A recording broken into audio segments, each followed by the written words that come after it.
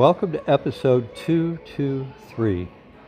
I'm in a warm place and continuing the story of the Lafayette film. I came back from California and I went back to work on my other projects.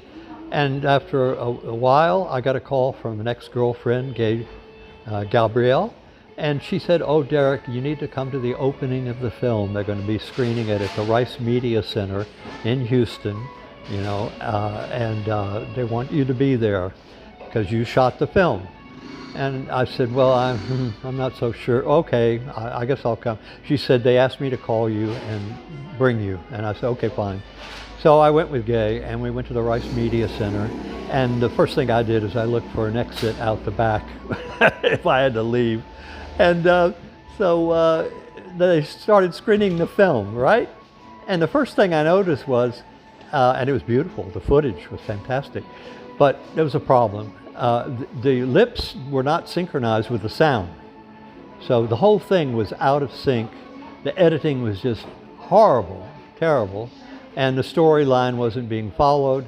And I'm going, what is going on? But they're having a big party and they're celebrating how wonderful the film is. And they got me up front and they said, Derek Rawson, he directed the film, and da-da-da-da-da-da.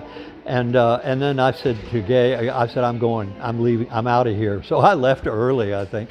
And then Gay said to me, well, they'd rather have the party than actually, they're not worried about the film. They just wanted to have a big party. And I go, yeah, right, okay, fine. So that was the end. I saw the film. It was horrible. And that's the last time I saw it. So that's what happened with the Lafayette film. And, they ruined it. And then I understand it was shown again somewhere in France, but that's the end of it. So this is, reminds me of Orson Welles. This is what happened to him. He would direct a great film in Hollywood, and then they'd start editing his film and not letting him do what he wanted to do with the film because he directed it, and then the film was destroyed, basically. Orson Welles went through this same process. The producers just, they can do, it's their money, they can do whatever they want.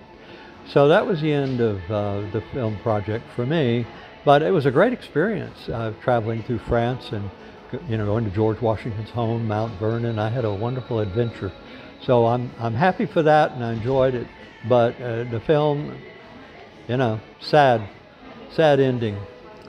So that's the story of the Lafayette film. Started off great, and but not managed well. And I couldn't do anything about it because I was not editing the film.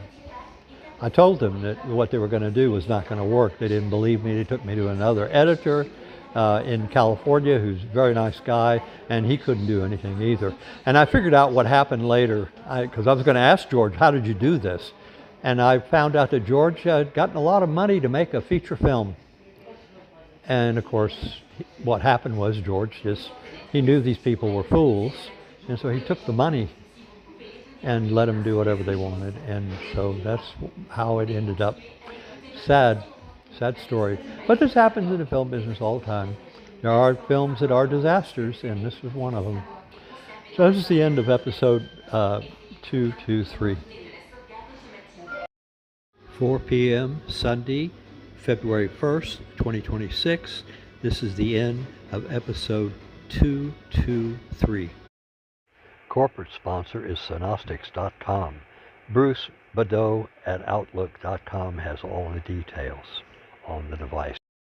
For more information on Sonostics.com and its heart partner device that speaks directly to your brain to contract the muscles that move the fluids in your lower legs back up to your heart to reduce your blood pressure and improve your cognitive ability, click on the links in the description below. To see a video demonstration of the device in action by the inventor Ken, go to YouTube and click on the InTag 67 above.